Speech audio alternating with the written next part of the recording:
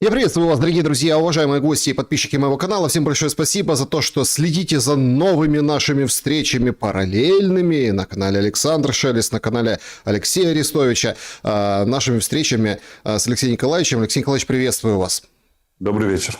Друзья, сегодня очень такой насыщенный день и насыщенные события, да, есть отголоски прошлых событий, есть нечто новое, но чтобы всегда быть на плаву, ментально, по крайней мере, воспользуйтесь QR-кодом, который возле Алексея Арестовича, это его школа мышления и коммуникации, новые свежие модули, очень интересные, значит, профайлинг совсем скоро будет, в общем, милости просим, используйте этот QR-код, который видите возле меня, возможности канал поддержать и вопрос задать. Сессия вопросов и ответов начнется, как обычно, в конце, в сообщество YouTube, закрытый клуб зрителей Шелест, там можно заблаговременно написать вопросы, ну а когда начнем отвечать на вопросы, то самое время переходить к чату трансляции и, так сказать, там их оставлять. Но начнем традиционно с максимального общения с вами. И вот сегодня такой вопрос. Я бы его хотел предварить очень, как по мне, очень важным, вот очень важным постом харьковчанки. Да? Значит, харьковчанка написала о том, что она заколебалась быть незламную, о том, что если ты устал, то ты, получается, предатель. И очень многие люди ее поддержали. Без света, без воды, донатили на ВСУ, каким-то образом пытались выжить. Но, как говорится, толку от этого всего. И сейчас она вот очень сильно сокрушается по поводу того, что, ну, как бы абсолютное непонимание идет общества. Если ты устал, если ты задолбался, она пишет по-другому, то ты как бы предатель, ты как бы враг. В связи с этим вопрос сегодняшнего эфира, он звучит так. Кто устал от войны больше?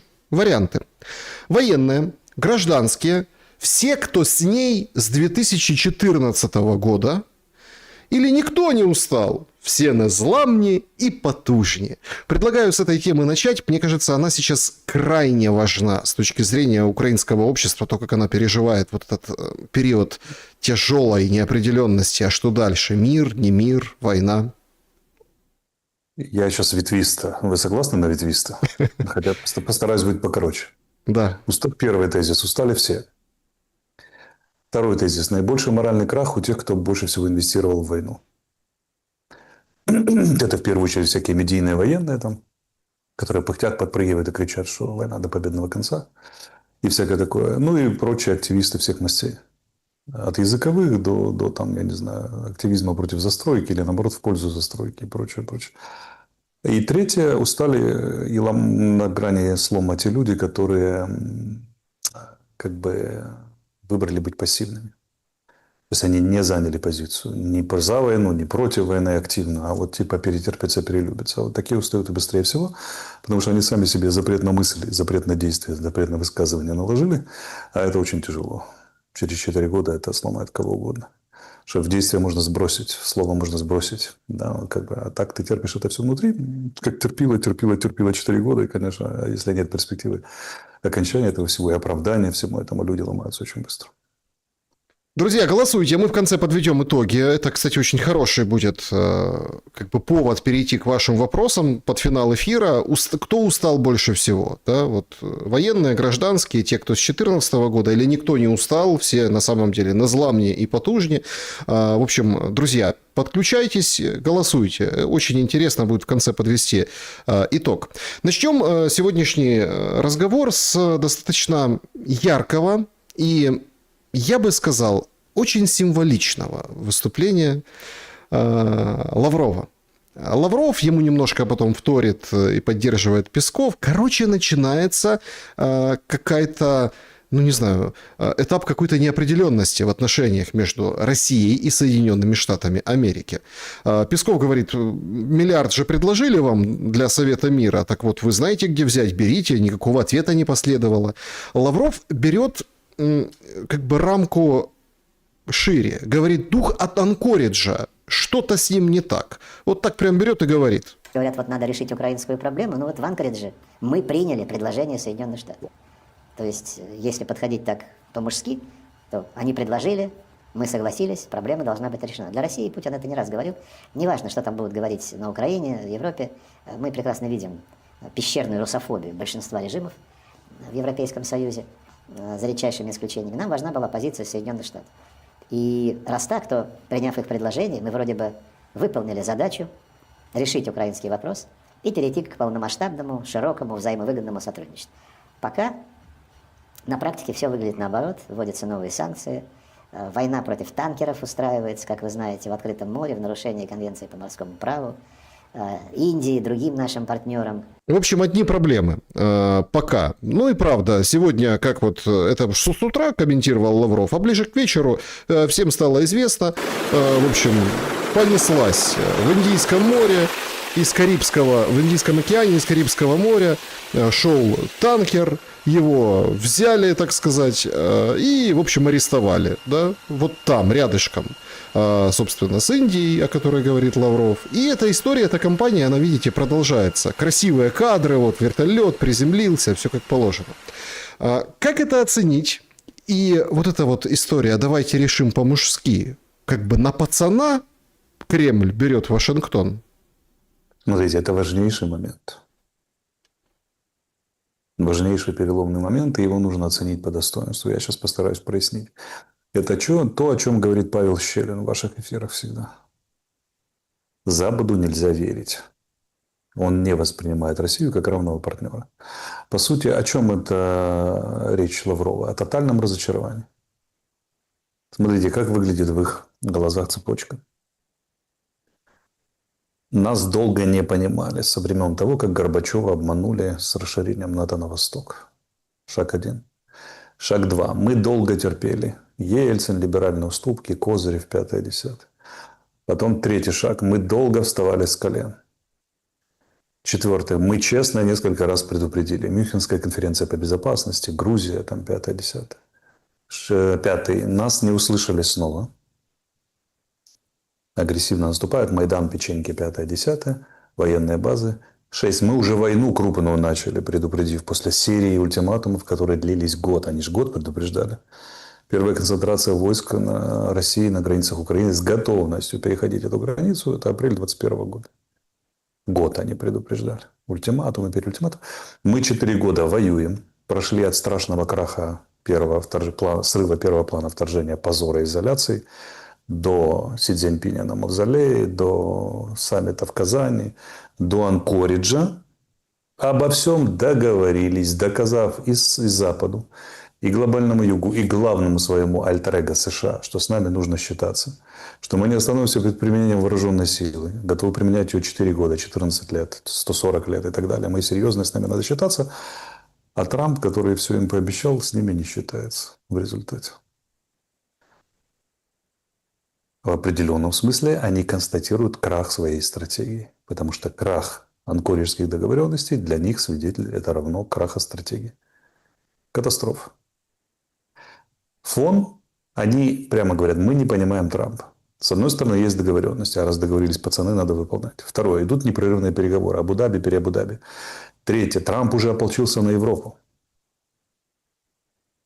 Главный вопрос решен. Как бы Европа стали милитаристами, левоцентристы европейские, которые там во главе ЕС. А мы как бы объединяемся против них в желании своей повестки, частью которой является мирное соглашение на определенных условиях. И вдруг Венесуэла и начало захвата чего?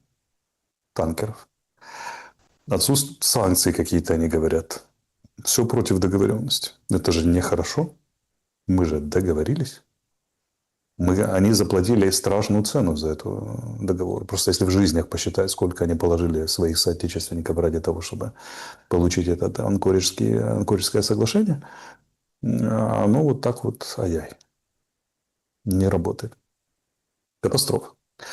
Затем он говорит, что говорит Лавров? Он говорит то, что говорил один подозрительный тип, которого я терпеть не могу, он мне испортил всю жизнь, зовут его Арестович, который говорил это в 22 году. Нужна и новая система европейской безопасности, которая без России невозможна. Без России и Беларуси. А шире мировая система безопасности, ну хотя бы европейская, взамен разрушенных. Вот вам, кстати, хорошая дата. Пару деньков назад последний договор о сдерживании ядерных вооружений. перестал действовать. Разрушена вся система договоренностей, которая существовала с 1945 по 1989 год, когда начала разрушаться безопасность в Европе, войной в Югославии. И вот они в недоумении. А что с вами с Западом делать? И тут мы вспоминаем отца нашего Щелина, который дает им понять очень важную вещь. Он говорит, что эти цивилизации несовместимы в своих представлениях о мироустройстве и действительности. Можно вспомнить Александра Блока, его стихотворение «Скифы», например. Как бы, да, и так далее. И это российское мироощущение, которое Запад им постоянно переподтверждает. В отличие от Павла Щелина. Я так не считаю. Но я понимаю, что таково, что российское мироощущение. В России практически нет людей, которые могут выпрыгнуть за это мироощущение, которые бы имели влияние идеологическое, религиозное, административное и так далее. Это ощущение Китежграда в осаде врагов российской. И вот Китежград понял, что мы уже договорились, там раскололись, там врагов договорились. Наконец-то пришли правые либералы, такие как Трамп, и мы нашли общий язык в модели Александра Третьего. А оно, бляха, не работает, опять обманули. Хорошо, тогда да, какие следующие смотрите, шаги? Вот, это страшный кризис, экзистенциальный, и мы сейчас будем видеть с вами две вещи. Достаточно долгое время. Первое. Это будет все ехать по инерции, потому что инерция слишком велика. Анкоридžские соглашения, там прочее, прочее. Второе. Это они будут пытаться перестраивать стратегию. А насколько им это удастся, это большущий вопрос. Потому что Путин и его окружение очень медленные люди. Медленно осознают и медленно перестраивают. В этом смысле Запад играет намного более совершенно, чем они. Потому что он смотрит на уровень выше, чем смотрит Россия. А трагедия России в том, что она предлагает глобальную повестку, например, совместное с Си Цзиньпинем заявление по результатам визита Си Цзиньпиня в Москву, попытка строить глобальный юг, внезападные механизмы, финансовые, политические, упирается в то, что у них нет силы воздействовать на Запад, потому что Запад держит этот мир. Торговля западная, морская торговля, 80% мировой торговли, 70% западная. Военное превосходство у Запада, технологическое превосходство у Запада, финансовые инструменты у Запада, наука передовая у Запада. Этот мир все еще, много, можно говорить сколько угодно о кризисе Запада, но это кризис Римской империи, знаете, в начале, от Рождества Христова. Она в кризисе была еще 400 лет, понимаете, да, а как Византия, плюс еще 1000 лет была в жутком кризисе. Это все та же Римская империя. Это 1500 лет кризиса, да, как бы Запад может себе позволить. И трагедия в том, что это Советский Союз мог на пике своей мощи играл с Западом на равных. У него была своя антология, своя логика, хорошая или плохая. Россия даже в союзе с Китаем и близко такой не является. А Индия откололи. Смотрите, там же неблагоприятный момент в чем, что Индия задержала сегодня 4 танкера, которые везли Индии же эту нефть. Поэтому Москва, наверное, сейчас после марта, середины марта, когда стало понятно, что сорвался первый план вторжения, катастрофа и международная изоляция, она находится в самом критическом моменте за всю эту войну. И это началось с Венесуэлы. Лавров очень долго выходил с официальным заявлением, потому что на самом деле, то, что я констатировал у вас в эфире, работа в Венесуэле – это начало перехвата рынка нефти, от которого Россия зависит. Зависит меньше, чем хотелось бы там горячим украинским головам, потому что Россия проводит последовательную политику по диверсификации своей экономики и снижению доли энергоносителей в российском бюджете. Сейчас она, по-моему, 22%. Это очень мало. Россия забогатеет с другого и зарабатывает с другого. Но, тем не менее, это важно. Важно как инструмент влияния, например, на тот же Запад. Потому что российская система продажи энергоносителей еще со времен брежневских, со времен кризиса войны судного дня строилась не просто как система заработка твердой валюты, а как система влияния на Запад. Огромное влияние через энергоносители.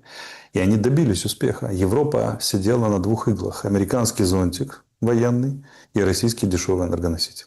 Сейчас, когда выдернули эти две вилки из штепселя, то сразу начались грандиозные проблемы. Она построила систему влияния. Если не на Штаты, Штаты себя изолировали, сумели изолировать, то на Европу. И вот теперь они в ужасе смотрят на это зеркало. Потому что мы начали огромную европейскую войну. 4 года в эту войну вкладывались, положили огромное количество своих и чужих, угрожаем НАТО военной силой и так далее. Они мало того, что не боятся, они еще начали контрнаступление. Потому что Венесуэла – это контрнаступление. Перехват танкеров – это контрнаступление. А если сейчас Иран, а он, скорее всего, пойдет, это не просто контрнаступление, это колун, который вгоняется в полено глобального юга, оно треснет, имеет все шансы треснуть, как гнилая это самое.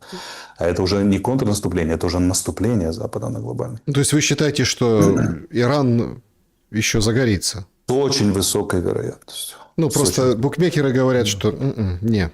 77% Они же ведут, нет. конечно, переговоры, но с высокой вероятностью. Не сегодня, так через 2 дня и так далее. Тенденция, через 2 года, тенденция это ясна на самом деле. Вот. И России предстоит сделать, российскому руководству очень непростой выбор. Если война не помогла, что дальше? И угроза войны. Представляете себе, вы порвали на себе тельник. Держите меня 7, я за себя не отвечаю. Таки да, перепугали, поубивали там много людей. А потом, как Леонов в камере в «Джентльменах удачи».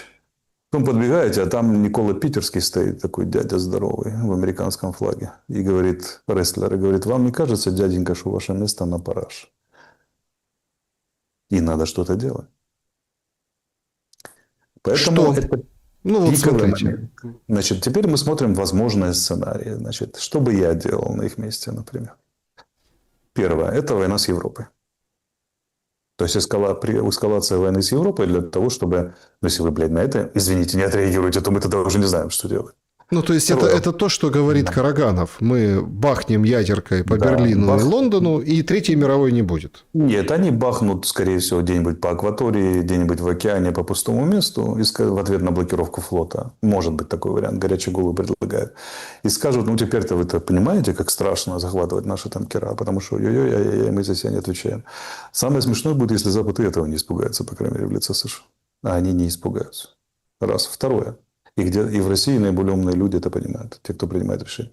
Второе. Они, например, начинают еще больше интеграционные процессы на глобальном юге. Но у них размаха-то нет. Индия с Китаем вываливается из уравнения. Вернее, Индия с Ираном, Китай остается.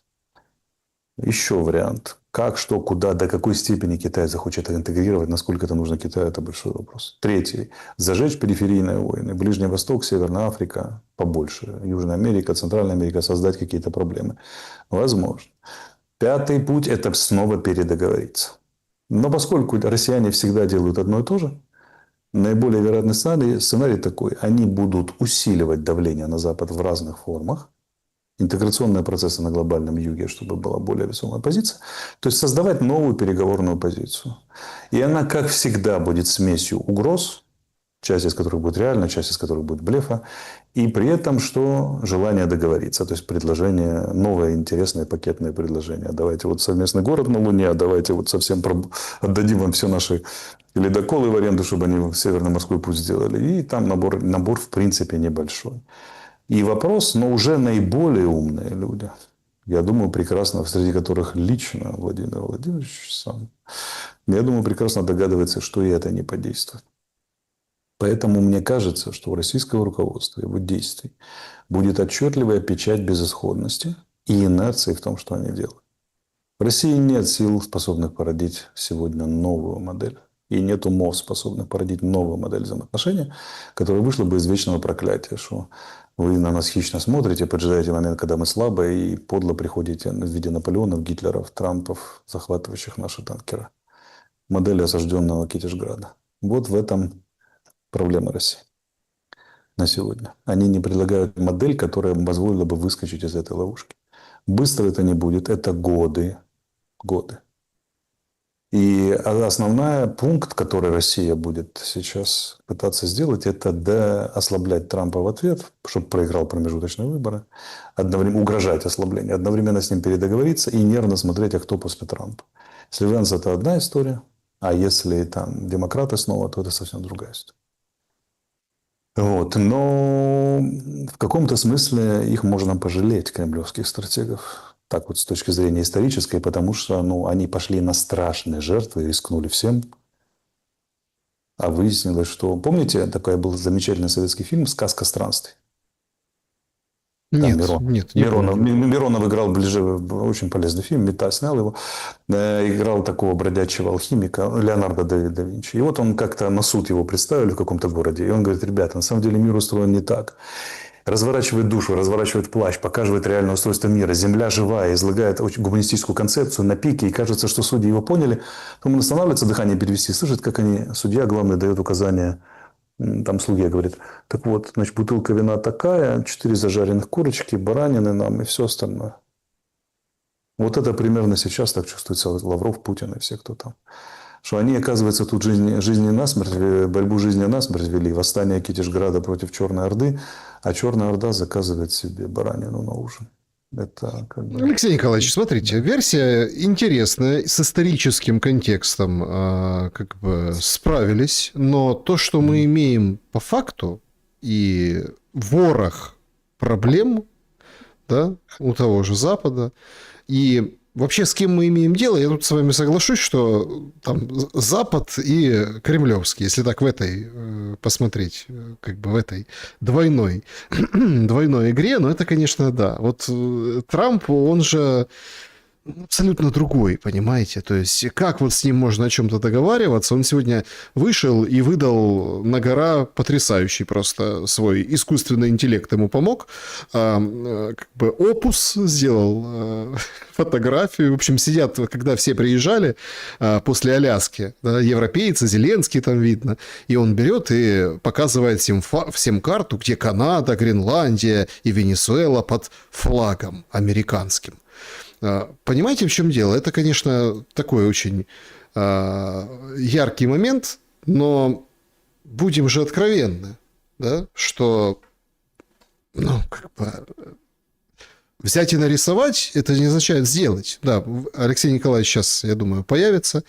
Сейчас у нас как бы выскочил он из эфира. Ну, и вещь главная, да, заключается в том, а сможет ли, по большому счету, Трамп держать эту марку? Потому что все не так-то просто. Все достаточно, ну, нелегко у самого Трампа. Параллельно с этим мы видим, как, ну, если, например, удары по резиденции Путина воспринимаются, ну, вот таким нехитрым образом, то у нас другое событие. Сегодня тоже узнали множество подробностей, сейчас наверняка будем обсуждать. Это то, что касается непосредственно покушения там на генерала Алексеева, что привносит определенной такой своей пикантности во все, что происходит. В общем, сегодня показали допросы, да, и вот один из главный непосредственно исполнитель вот этого заказа сообщает нам следующее. В августе 25 года я был завербован сотрудниками СБУ и направлен в город Москва для дальнейшей слежки за объектами и людьми, которые мне присылали по телефону. За каждую, за работу платили мне $2000 в месяц. В декабре мне поступило... То есть он говорит, меня забросили сюда, и я там на зарплате. Да, на зарплате. 2000 в месяц. Все. $2000 в месяц он получил, но в декабре ему пришел заказ вот этот главный. Указание по ликвидации генерала ГРУ Алексеева. За выполнение этого задания мне пообещали уплатить $30 000 США. После исполнения попытки убийства было мне сказано идти в аэропорт, садиться на самолет в Дубай, где в Дубае был другой билет на Румынию. Из Румынии должны были ехать в Киев. В Киеве должна была встретиться со мной команда с генералом, которые давали мне задание. Да, Алексей Арестович возвращается. Смотрите, я сюда как бы присовокупляю вот эту историю, которую я очень хотел, чтобы вы откомментировали именно в этот день военного дневника. Послушали мы только что, собственно, Корбу да, который заброшен был, по $2000 получал, следил, выуживал, шпионил, а потом в декабре за 30-очку должен был ликвидировать Алексеева. Если вы обрисовали вот такую, ну, широкими мазками, ну, такую историческими, да, такими очень серьезными параллелями, то вот этот эпизод, эта деталь пазла, как вы ее расцените? Ведь покушение состоялось сразу после переговоров. Как это? Хороших, конструктивных. Один мой приятель прокомментировал это так. Он сказал, что вести переговоры с начальником ГРУ в Абу-Даби и убивать в Москве его заместителя – это рабочий вариант, рабочая стратегия. Вопрос, какого результата она хочет добиться, эта стратегия. Вот. Поэтому, ну, это с точки зрения, чего мы хотим. Опять же, смотрите, этот результат никак не сказался на переговорах. Вы думаете, никак? Ну, пока никак. Не было заявлений, что теперь невозможно, не было изменений переговорной позиции. Наоборот, стороны бодро рапортуют о том, что очередная встреча у нас что? Вот состоялась, и мы там как никогда продвигаемся и так далее, и так далее. Как будто не было этого Алексея, не было этих выстрелов. И как бы, ну, господи, замначальника ГРУ Делов-то. Вот, что тоже очень странно, и для меня признак определенной растерянности. Что для меня логика такая у Кремля, что Анкоридские соглашения настолько важны для России, что даже почти смерть или покушение на замначальника ГРУ не может выбить или не может изменить дорожную карту, которую там нарисовали. Но проблема в том, что, ну, по их же ощущениям, Лаврова не выполняют американцы при Трампе эту карту дорожную. И, ну, видите, они не могут сориентироваться и сделать демарш или даже заявление, или занять позицию по поводу покушения на Алексея. До сих пор. Это признак очень серьезной растерянности, которая в Кремле сквозит сейчас. То, что это покушение, а не состоявшееся убийство, как влияет на... Загнали несколько поведение? путь замначальника ГРУ, это же как бы тоже нехорошая история, даже если они убили.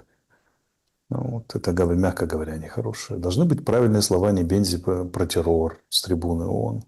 Должно быть заявление Лаврова. Должна быть пресс-конференция Путина, где он скажет, что вот с кем мы имеем дело, как минимум, да, как бы и так далее. Посмотрите, россияне и прочее. То, что они делают всегда. Песков должен сказать, что он будет про недружественный акт. Российская делегация в Абу-Даби должна сделать определенный маленький, но демарш. Хотя бы что-то. Нет же ничего. И нет сколько суток уже подряд. ФСБ рапортует, что вот задержали, взяли, молодцы. Но нам это преподносят, как будто это криминальный аспект. Покусились, ФСБ радостно как бы это все расследовало, скрыло, и все. А политики не комментируют. Это типа несерьезный уровень для политиков. Но это не так. В любой стране за покушение на замначальника военной разведки и воюющего государства в своей столице это, ну, повод для серьезного демарша. А демарша нет. Ну, значит, дух Анкориджа силен. Конечно, я же об этом говорю. Теперь представьте степень их разочарования. Если дух Анкориджа настолько силен, что они не превращают в политическое событие покушение на замначальника своей военной разведки, значит, он критично для них важен и силен. И этот же дух, и тут же они обнаруживают, что этот дух Анкориджа, вторая сторона договоров в Анкоридже, не очень собирается выполнять. Или, скажем так, выполняет с поправками. Мы же не знаем конкретных договоренностей. Только, очевидно, туда не входили дополнительные санкции, не входила Венесуэла из-за давления на Индию и задержания танкеров. Ну, из Дубая так быстро говорят, что американцы точно там приложили руку, ну, по уровню спецслужб для задержания вот этого и от переправки. На самом деле Дубай вполне самостоятелен в этом отношении, и они выдают, когда вопрос касается критических вот таких вещей. Не поддерживают там терроризма и прочего всего остального. Это могут вполне квалифицировать как там, мягко говоря, недружественно. И без давления американцев. Могло быть в том числе давление или просьба американцев. Мы не знаем точно. Если американцы давили, то значит возникает вопрос, они британцы или это все организовали. И американцы этим страшно недовольны. там, да, и так далее. Короче, возникает много вопросов, но это уже падение в такую конспирологию такого уровня, кто, что, куда, когда, почем, нажимал на курок, любовница, не любовница, отпустил охрану, не отпустил охрану. Это вот туда. Нам важно, что россияне не сделали из этого политическое событие, только уголовное. А это я всегда в своей школе учу. Смотрите на присутствие необычного и отсутствие обычного. Вот этот кричайший, ярчайший пример отсутствия обычного. Это политическое событие. Не забывай, Алексеев был переговорщиком от России с Украиной. Это непростая история. И тем не менее. Получается, что у нас как бы логично выходит один только сценарий. Это военная победа. И все Не теперь выходит. должно показать поле боя. Не выходит.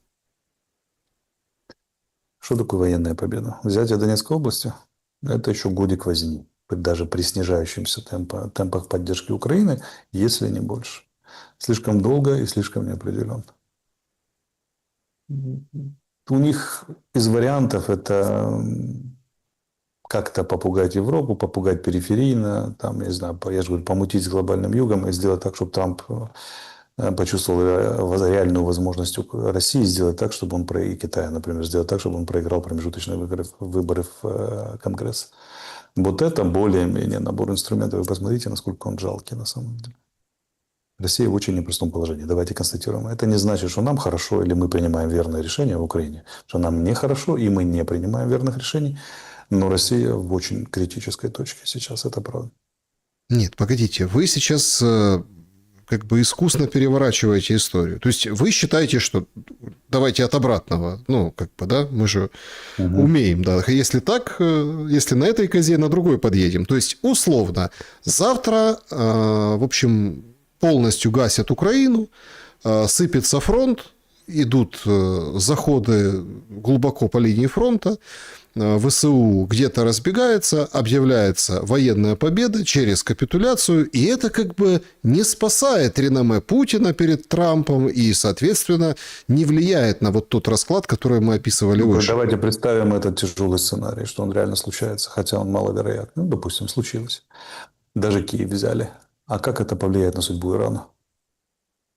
И на, допустим, возможности американцев его вышибить к чертовой матери, снять режим Аятолл, а значит, сделать грандиозные проблемы для России, Китая и для всего глобального юга. Как это повлияет на позицию Индии, которая сейчас уже арестовывает танкера, которые к ней шли, потому что не хочет попадать под американский финансовый мониторинг. Армяне и те удивили. Армяне и те удивили, да.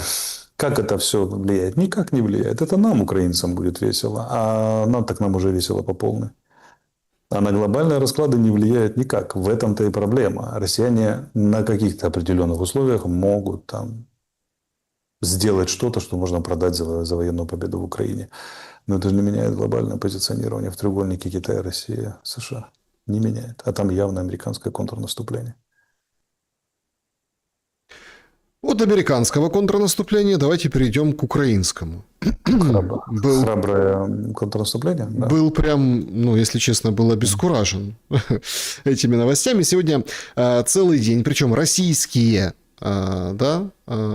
ресурсы гоняют вот эту карту. Значит, вот группировка «Восток», и вот здесь с 3 сторон ВСУ идут вперед. Вот прям берут и идут. И все как-то так ничего себе.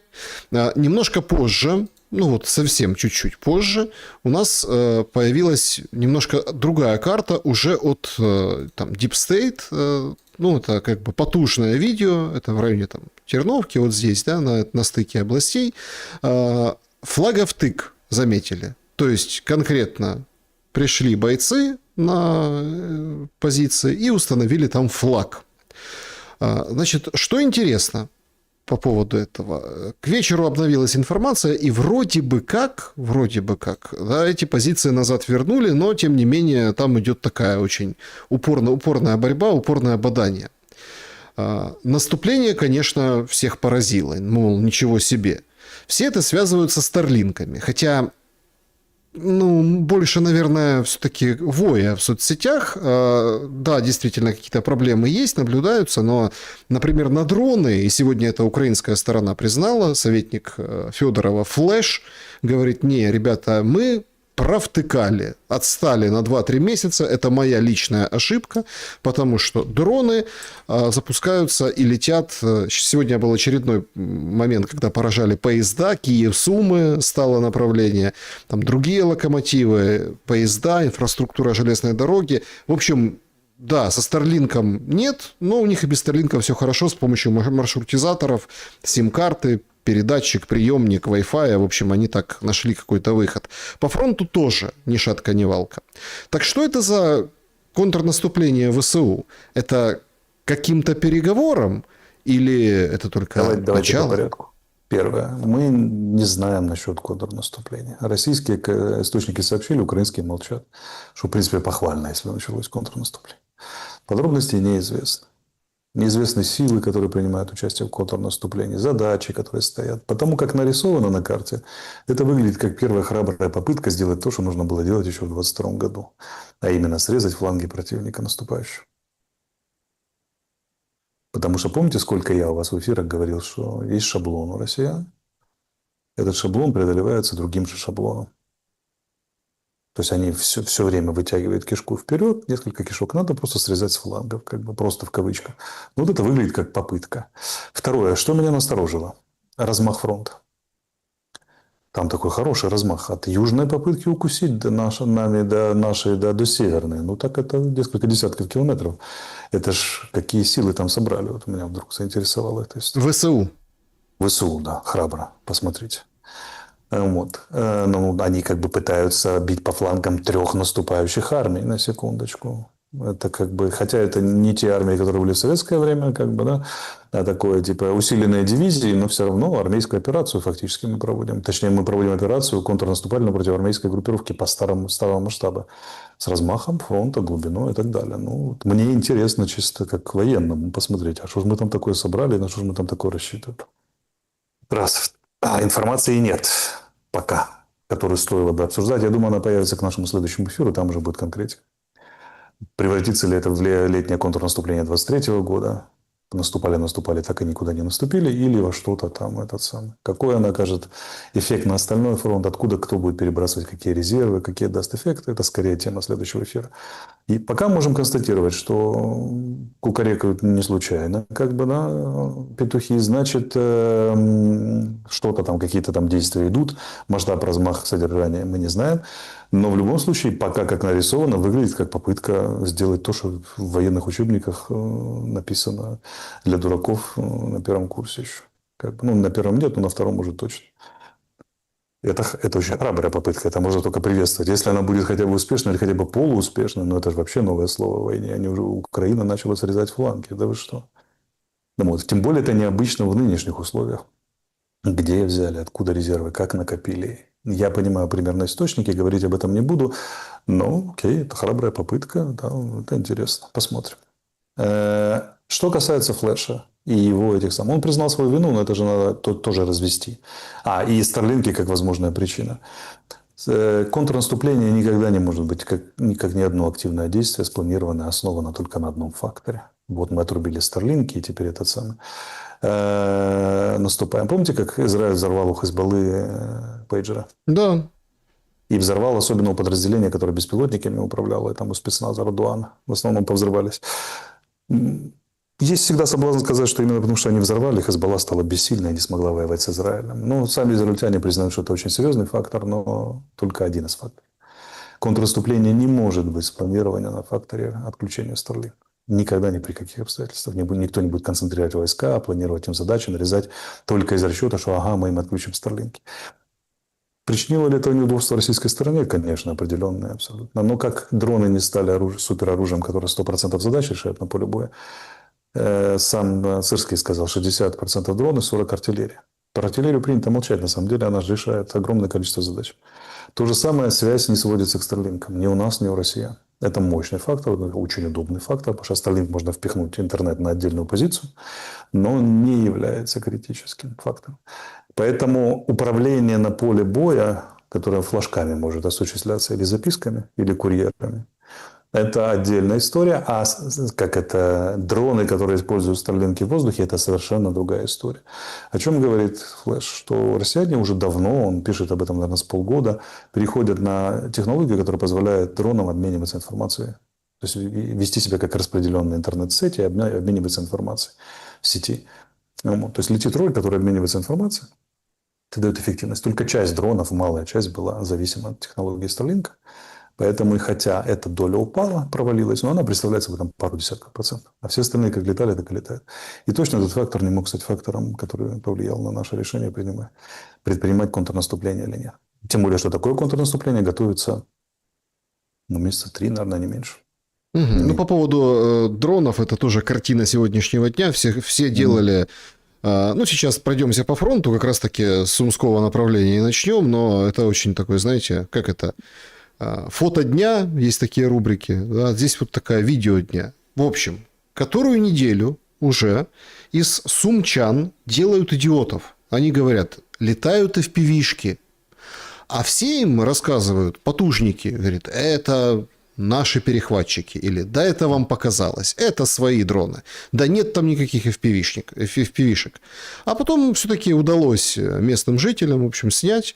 Есть, оказывается, FPV-шки. Вот, пожалуйста. Да, FPV. FPV. Летит Гербера, выбрасывает FPV и, соответственно, тут атакует тот или иной объект. Да? Лупят куда только могут, ну, в общем, выбирают цели и отрабатывают. Поэтому людей не обманешь. Люди как бы не дураки в этом отношении. FPV ни с чем не перепутаешь. Алексей Николаевич, давайте с Сумского направления начнем и пройдемся по линии фронта. Как видите ее вы вот сейчас, на данном этапе, Сумы под FPV-дронами через Герберы, насколько это опасно для этого направления? Это же единичные FPV-дроны. То есть, это отработка технологий, нежели серьезный военный фактор. Любой серьезный военный фактор возникает тогда, когда возникает массирование сил и средств. Массирование. Большая война – это бог на стороне больших батальонов. Кто кого передавит в массы. Поэтому нужна просто масса. Герберы не могут дать эту массу. Для того, чтобы было, например, хотя бы 100 FPV-дронов, которые ничтожный фактор для поля боя сегодня, что десятки одновременно в воздухе висят, но нужно, чтобы 100 Гербер пролетело над Сумами. Не совсем реально. Они отрабатывают технологию. Второе. Для Сум не нужны Герберы. И расстояние от места, от фронтовой линии, где сражаются линии боевого соприкосновения, до Сум 20 километров.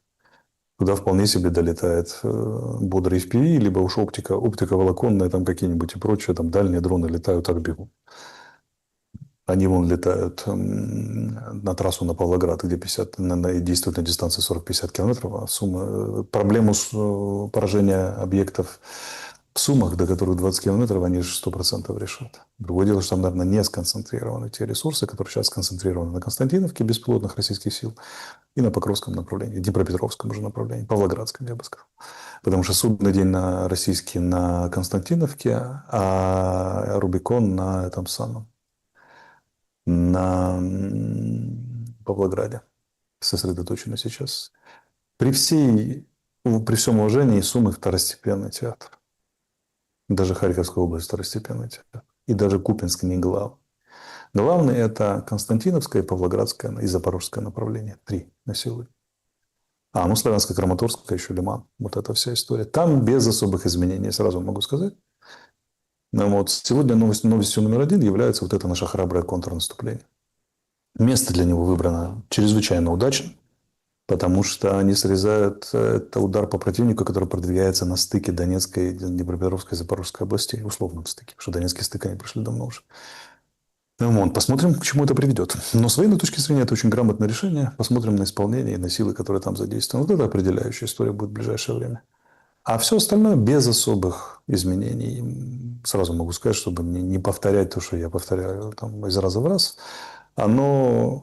Российская сторона, я сейчас краткое резюме за 5 предложений сделаю, основные усилия прикладывает на Сумском направлении, Харьковское направление, север Харьковской, восток Харьковской области, на рассечение нашей группировки, стоящей восточнее Оскола, то есть южнее Боровой, и там у них почти получилось, причем 2 рассечения сразу. Вот уже почти получилось, а это означает большие проблемы для наших войск. Для обход Купинска на выход к Славянску со стороны Лимана, там тоже достаточно успешно все у российских войск. На захват Константиновки с последующим ударом вдоль дороги Бахмут-Часовьяр, вернее, и Славянск. Вот. И этот самый. И центральная их проблема, одна из центральных в этом направлении, это от Сиверска на юг отсечь северскую нашу группировку. Ну, тогда давайте... Вот это перспектива. Плюс то же самое, сейчас я уже закончу, и тогда хорошо, чтобы уже так удержать это в голове, значит, и в головах. Взятие, обход Славянска-Краматорска с запада, ключевая история, за линией наступления в условном направлении от Доброполя на Барвинково. И изоляция главных тыловой линии снабжения, которая идет от Павлограда на Донбасс. Опять же, Барвинково – это железнодорожный узел, с которого идет снабжение украинских войск на Донбассе. Плюс Запорожье. Ореховская операция и продвижение к Запорожью вдоль Днепра. Вот это ключевые вещи. Соответственно, контрнаступление идет на рассечение нашей российской группировки, которая, с одной стороны, движется по направлению на Павлоград, с одной стороны, а с другой стороны, Запорожье. Это важный фактор. Смотрите, мы имеем зеркально перевернутую ситуацию с северским выступом нашим. Помните, сколько раз я говорил, что как-то если россияне сомкнут его, это ключевая задача, и бричка там не дает это сделать, и стойкость наших войск, то у них они смыкаются фланги двух группировок, Луганской условно и Донецкой, и высвобождается очень большое количество войск, которые они могут использовать в той же операции против Славянска-Краматорска. На взятие Краматорска. Это очень выгодный фактор. Несмотря на взятие Северска, не удается этого пока сделать. А теперь мы на границе Днепропетровской, Запорожской, Донецкой, южнее Покровска, вот там, где контрнаступление наше, имеем ситуацию, где россиянам удалось сомкнуть фланги. Именно поэтому такое быстрое продвижение, и поэтому такие большие проблемы у наших войск. На самом деле. И там такая печальная ситуация, и враг уже в Днепропетровской области и так далее. Так вот, вы можете представить, что будет, если они северскую группировку ликвидируют. Это будет такое же очень мощное наступление Славянск-Краматорск. И что будет, если мы не дадим им сомкнуть эту группировку? Или контрнаступление будет удачным, и мы там сможем сделать, проблемы создать определенного рода. Мы не знаем степень возможности этих проблем для противника, который вот сомкнул фланги в наступлении до Днепропетровского. Потому что мы видим, что сомкнутые фланги двух группировок дают огромное военное преимущество на оперативном уровне. Северское им не удалось, а на Днепропетровском направлении удалось. Теперь смотрите, та же ситуация на севере Харьковской области. Они, помните, я говорил, на Великий Бурлук мечтают сойтись? Да. Но тоже не получается. Вот это логика. Логика оперативного искусства и нашей контр-игры против этого оперативного искусства. Вот примерно такая история. Повторяюсь, мы не знаем степень успешности нашего контрнаступления. Первые серьезные данные появятся к следующему нашему эфиру. Я всех приглашаю. Предлагаю обсудить. Да, тогда две таких важных детали, которые я хотел бы, отметить сегодня в этом разговоре, именно что касается военной части. Прошу прокомментировать в Донецкой области два момента, новости, которые сегодня разошлись. Момент первый. Два каба ударили по Краматорску. Конкретно. Об этом сообщили, там есть погибшие люди, и, соответственно, выглядит все достаточно удручающе с точки зрения вообще не то, что после кабов осталось, да, а то, что как вообще будет жить город Краматорск, насколько у него есть перспектива стать вот этой вот фортецей в самом плохом или в самом хорошем смысле этого слова, потому что долетают уже туда и очень тяжелые вещи. Так, Краматорск уже фортеця. Там уже применялись FPV-дроны, уже жгли технику и так далее. Поэтому уже фортеця, а Славянск фортеця, перефортеця вовсю уже. Хорошо это или плохо, я сейчас не оцениваю, но это фортеця. У нас Запорожье уже фортеця, простите. Областной центр, равно как и Сумы областной центр. И Харьков уже фортеця. Поэтому это уже решенный факт. Вопрос приближения близкого наземных войск к Краматорску. Если через Константиновку не скоро, то через Славянск уже близко совсем. Поэтому тут никаких иллюзий не должно быть. Славянск и Краматорск прифронтовые города со всеми вытекающими подробностями. Второй момент. Примечательно, это, кстати, дипстейтовцы сегодняшнее сообщение, в общем, выдают. Они фиксируют накопление техники в Покровске. Ну, смотрите, опять можно сравнивать там российских военкоров, которые говорят, вот, мол, Мирноград, вот Покровск, вот пойдут туда. Ну, вот это вот наступление, которое на стыке областей 3, да, это вот для того, чтобы ударить еще там и, в общем, отвоевать назад. Прям есть такие выкладки, аналитика. Но опять, мы не знаем, что это... Украинской техники накопления? Российской? Не, накопление сообщили, что Да. российское есть. Российская техника. И вот мимо, вот скажем так, всех вот здесь, да, вот эти стрелочки, идет уже фактически отработка Гришина, да, вот здесь от Покровска и в центре Покровска, и, в общем, они двигаются дальше. Означает ли это, что ситуация в Мирнограде вообще уже как бы закончилась? Об этом пока не сообщают. Вроде как через Родинское есть еще вариант там какого-то снабжения и какого-то выхода. Ситуация там сейчас как бы называют, что это кульминация. Однако россияне, ну такие, есть там все пропальщики военкора, говорят, что нет, вот сейчас ВСУ пойдет наступление и будет вот эту зону на карте отвоевывать. По динамике боев, насколько это, ну да, как вот в боксе, да, насколько вот этот контрудар возможен быть может быть вот здесь. Для 2 контрударов это была бы какая-то абсолютная фантастика. Я не знаю, разве что пришла манна небесная, и откуда-то мы взяли 1070 лишнего войска. Я понимаю, что мы копили резервы, даже понимаю их источники, но на 2 контрудара, ну, это очень жирно. Заметьте, в своем позапрошлом интервью Сырский объявил 26-й год годом контрнаступлений. Угу. Если они сподобятся, ну, одно мы уже видим, если они сподобятся на 2 контрнаступления, да еще одновременно, ну, это как бы... Я сильно удивлюсь и вам скажу об этом. Пока я в это не верю. Одно, да, и даже это для нас это уже очень серьезный фактор. Что касается накопления техники и Мирнограда. Насчет Мирнограда не знаю. Возможно, там отдельные разрозненные группы сидят наши, которые героически обороняются. Несколько человек. Точно так же, как зеркальная ситуация с Купинском, где до сих пор сидят группы россиян, снабжаются дронами и кое-как там постреливают, либо выживают, что позволяет говорить о том, что город не полностью контролируется украинскими войсками россиянам. А нам может говорить, что Мирноград не полностью. Но судьба подразделений, которые там были, мы не знаем отчасти.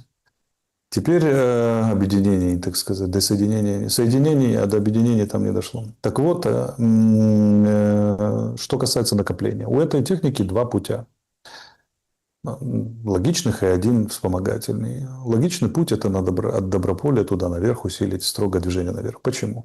Это обход укреплений, которые наши накопали на границе Донецкой и Днепропетровской. Это движение на Барвинково, повторяю, там последний конечный пункт железнодорожного узла снабжает все Славянск и Краматорск. Вот, относительно безопасно. И 60 километров. И второе, это очень выгодная история. Вторая история – это радостно двигаться туда, где Рубикон лупит по трассе, по этому направлению, то есть на Павлоград. Потому что юных разведчиков учат очень простой вещи. Им говорят, смотри, вот где у противника основное сосредоточение. Как понять его замысел? Главное – это вскрыть замысел противника. Вообще, давайте я внесу струю оптимизма и веселья, и немножко военной грамотности. Когда люди начинают говорить, давайте убьем 50 тысяч россиян в месяц, Да. это вящий признак непрофессионализма. Вот таких не пускают даже в лейтенанты, обычно стараются избавиться. Потому что толковым объясняют следующее. Самое главное – это сорвать замысел противника. Вы можете не убить ни одного его солдата. Вообще ни одного. Не нужно убивать солдат. Приходится, но не нужно. И технику не надо палить. И дроны запускать не надо. Самое главное – сорвать замысел, не дать выполнить замысел. Для этого замысел разгадать нужно. Так вот, одним из признаков определения замысла противника – это сосредоточение усилий его разведки. Где интенсификация разведки идет. А уж если эта разведка дроновая соединена с ударами по логистике на Павлоград, то эта красная лампочка начинает мигать и говорить, возможно, здесь и будет направление основного усилия противника. И тут же информация о скоплении войск. Могут пойти и туда. Это может быть ложным маневром. Но я не верю в россиян, способных играть такие сложные игры. Если уже Рубикон приволокли и он начал работать, то он обеспечит либо фланг, а это значит, это свои группировки, значит, она движется на Доброполе, либо прямо туда и пойдут, где дроны работают. И еще одно направление, это где показали, вспомогательное, куда показали вы. Это на юго-запад от Павлоградской трассы, то есть, условно, на продолжение того же движения, которое должно охватить с северо-востока фланг и тыл нашей запорожской группировки, и где как раз мы начали контрнаступление. Поэтому вполне возможно, что российское командование знало о том, что мы начнем контрнаступление. Не исключаю. И этот так называемый вспомогательный вариант может стать основным. Это будет контрнаступление на наше контрнаступление. То есть, да, то есть, условно говоря, вот такой российский выступ, храбрый украинский удар отсюда, а россияне бьют во фланг нашего храброго удара. Вот такое может быть. О как, да, интересно. Ну, с точки зрения военной. Вообще, на практике, конечно, интересного мало что, да, как бы все хотят, чтобы... Кому как, да, знаете. на практике хочется, чтобы это все побыстрее закончилось, На практике, естественно. да. На практике, смотрите, это еще Сун Цзы отметил. Он говорил, что великий китайский теоретик, который все изучают в военных академиях. У меня есть целый набор лекций по Сун Цзы в открытую, если хотите посмотреть. «Искусство войны» называется. Так вот, не только по Сун Цзы, по Клаузевицу. Он говорил следующее. Тот полководец умеет воевать, который, не сделав ни единого выстрела, сорвал замыслы противника. Второе – это разбить союзы, умения противника. То есть, например, если бы мы смогли вбить клин между Ираном, Россией и Северной Кореей, Россией и Китаем – это второе. А третье – это уже брать крепости и штурмовать на поле. Когда военные начинают храбро бегать по полю боя и друг друга там убивать, это означает первое, что политики не справились с более тонкими уровнями войны. И сами военные не очень справились с более тонким уровнем войны, потому что гражданские не знают, но мирного времени не бывает. Как сказал один умный человек, для военных мирное время – это когда убивают где-то в другом месте. У военных не бывает мирного времени. То, что называется военные бездельники раз в 50 лет воюют, на самом деле военное строительство и военные вот эти учения, передвижение войск даже в мирное время, про которые гражданские ничего не знают, это вечная игра в шахматные доски. Если есть учение, значит наша группировка начинает ответное учение, движется, потому что это шахование. И это как раз и есть срыв замысла противника. Срыв возможности создания политического давления через применение военной силы или хотя бы концентрации военной силы. То, что было в апреле 2021 года, например, и так далее. И большинство настоящих войн – это невидимые войны на уровне срыва замыслов. И они-то как раз и являются наиболее профессиональными. А когда вылазят барбершопные пацаны и начинают говорить, мы тут поразили 50 тысяч целей противника, 820 и так далее, мы там умеем воевать, мы такие, это самое. Это все низшее звено военной пищевой цепочки и политической. Войны как продолжение политики. Это люди, которые не умеют воевать, чтобы они об этом не думали. Умеют воевать те, которые срывают замыслы противника без единого выстрела. Это по-настоящему умеют воевать. Или хотя бы разбивают его союзы. Но это, раз уже дошло до поля боя и пошло кровавое месиво, то тогда уже, конечно, нужны и барбершопные пацаны, которые бегают и куда-то там стреляют. Но, как вы говорите, хорошо бы это прекратилось. И до этого не доводить. Вот это уровень. Уровень политики и войны как продолжение политики – это когда армия есть, но видит ее только на парадах, а реальной деятельностью, которой она занимается по сдерживанию и предотвращению войны, не видит никто, и слава богу. А она занимается и в мирное время. Поэтому, это то, что в СССР учили, и до сих пор люди, наверное, уже не помнят и не знают. А я сын военного, советского командира полка развернутого в западной группе войск в 15 километрах от границы с ФРГ. Так вот он говорил, сынок, запомни, мне было 10 лет. Основная функция армии – предотвращение войны. Не война, а предотвращение войны. Сделать так, чтобы войны не было. Армия для этого существует. Если армия уже начала воевать, радостно бегать полками по нескошенным полям, это значит, она не справилась с основной своей функцией. Но не справилась она не сама по себе, а как часть институции государства, то есть не справились политики. Это, извините, лирическое отступление, которое необходимо прояснить. К вашим словам, лучше бы не было. Правильно, лучше бы не было. Потому что грамотные люди ведут политику так, что войны не случаются. Или войны прекращаются. Ну, или случается, ну, там, постреляли и Смотрите, и так все. это случилось. Да? Постреляли первые 40 дней, и надо было заканчивать первым Стамбулом. Вот это была правильная война. Постреляли, не удалось, поняли, что но нет, залезли в кровавое месиво, из которого не собираются выбираться до сих пор. Это очень низкий уровень. Не собираются, потому что очень многие люди, ну, во-первых, очень многим не хочется, чтобы война закончилась. Мы с вами сегодня Старлинки так коснулись этой темы. Флэш, сегодня свежий комментарий Старлинки. Я, знаете, какое мнение тоже там вычитал, да, то есть со стороны россиян. Очень расстроились российские волонтеры, Они же собирали денежки, ездили там в Эмираты в те же, в другие страны, скупали эти старлинки, вот эти аккаунты создавали, отдавали командиру. Сейчас более того, там пошла вот эта вся история о том, что а вот смотрите, а давайте там мы вам перепрошьем или что-то там сделаем. То есть это ведь на волне этого хайпа, да, то есть очень многие потеряли деньги, ну вот заработок, понимаете? Это есть, эта беда есть и в российской стороне тоже, там тоже собирают, тоже срочно сборщики, тоже вот эта вся история. Но у нас, конечно, это просто что-то. Сегодняшнее сообщение ГБР – это нечто. Давайте посмотрим. За рахунок таких відкатів наш фігурант і жив на широку ногу. Завдяки успішній реалізації злочинної схеми гроші на нього почали просто сипатися з неба, які він витрачав на розкішний спосіб життя. Його улюбленим одягом стала не форма Збройних сил України, а брендові речі – Dolce & Gabbana, Dior, Louis Vuitton. Наприклад, лише поло та шорти, у яких він ходив у фітнес-центр, коштували майже $3000. Крім того, у нього з'явився годинник Rolex вартістю майже $20000. Загалом, за цей час посадовець придбав нерухомість у 2 елітних житлових комплексах на березі Дніпра, автомобілі BMW X6, Toyota Camry та Mazda. А от для задоволення власного его став власником ще й раритетної копійки 70-х років минулого століття. Это начальник начпрод, короче. Ну вот, начпрод. Значит, порченные продукты для военных и миллионные откаты. ГБР сегодня за коррупцию, в общем, при поставках продуктов. Это не оружие, это не мины, не снаряды, не дроны, не какая-то история, это продукты. Организатором стал Начпрод, одной из военных частей, действовал в сговоре с основателем и коммерческим директором предприятия-поставщика продовольствия. Должностные лица подписывали акты приема-передачи на полный объем продукции, в то время как фактически военной части доставлялась только часть этой продукции. Помимо недопоставок, качество фактически поставленной продукции вообще не соответствовало ничему.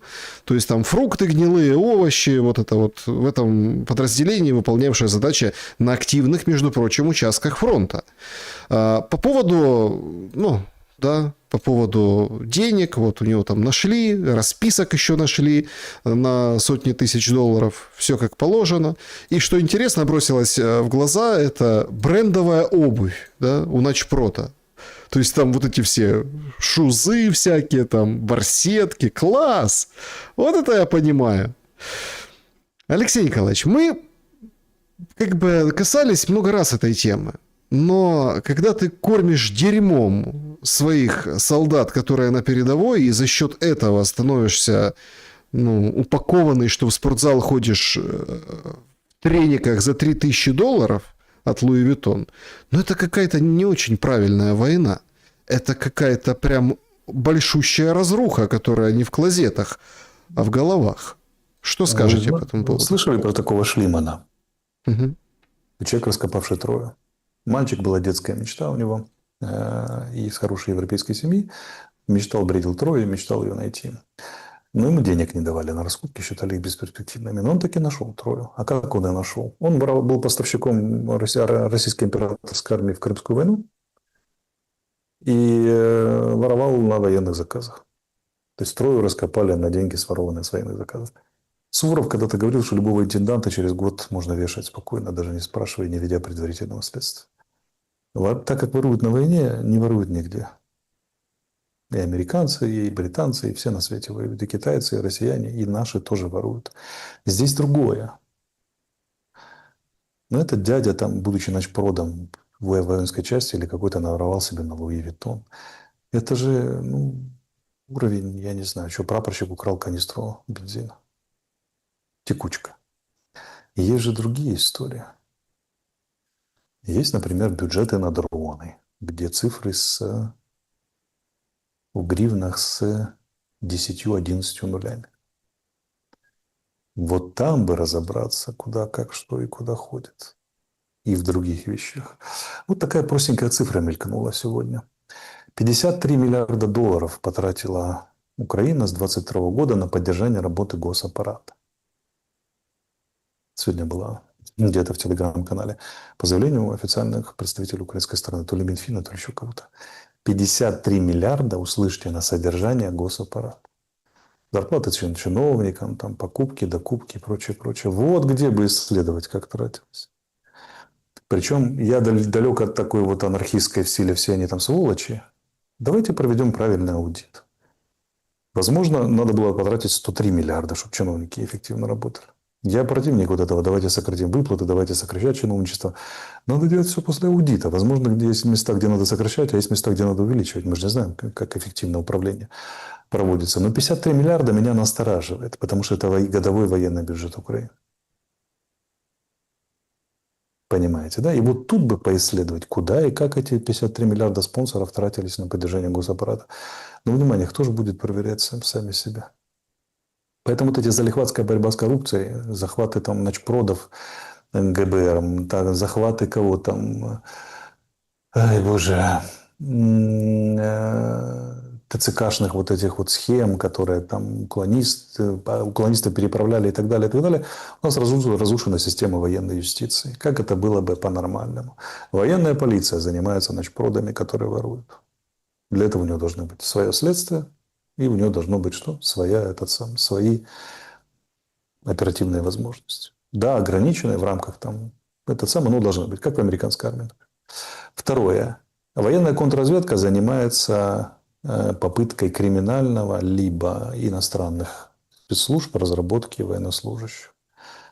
Понимаете, да? То у нас военная контрразведка занимается всем чем угодно. От поражения дронами, танков противника, и хвастается этим храбрым, заканчивая тем, тот же прапорщик украл канистру этот сам. Это называется размывание сил и средств. Этого не должно было быть. А ГБР должно заниматься должностными преступлениями, включая коррупционные, во взаимодействии с военной полицией и военной контрразведкой высших должностных лиц в погонах. Она для этого задумывалась. ДБР, оно не для того, чтобы начпродов хватать. Что у нас сделали с ДБР? У нас ДБР абсолютно перегрузили. То есть у нас с СЗЧшниками тоже ДБР занимается. Это на голову не налазит. Это чистое дело военной полиции. А ДБР это должно быть преступление от полковника и выше. Даже подполковниками должна еще заниматься военная полиция.